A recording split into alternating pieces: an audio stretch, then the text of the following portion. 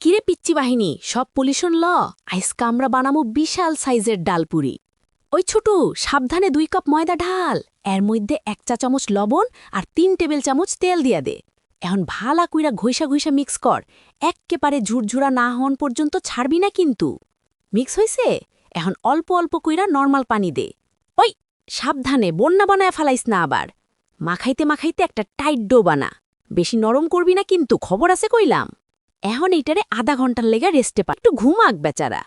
এই ফাঁকে ডাল রেডি কর, প্যানে হাফ কাপ মসুর ডাল আর ডাবল পানি মানে 1 কাপ পানি দে।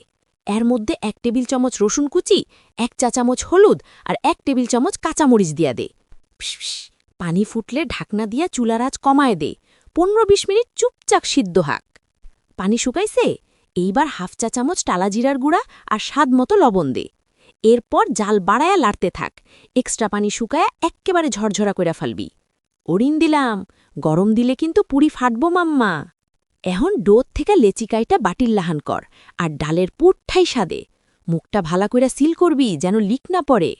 একটু তেল মাখায় হালকা হাতে বেল, বেশি গায়ের জোর দেখাইস না, ফাইটা যাইব কিন্তু। এখন তেলের সাগরে ঝাঁপ দে, মিডিয়াম আঁচে ভাজবি। উফ, দেখছোস কেমন ফুটবল হয়ে ফুলছে, কালারটা দেখ খালি, পুরাই কোপ।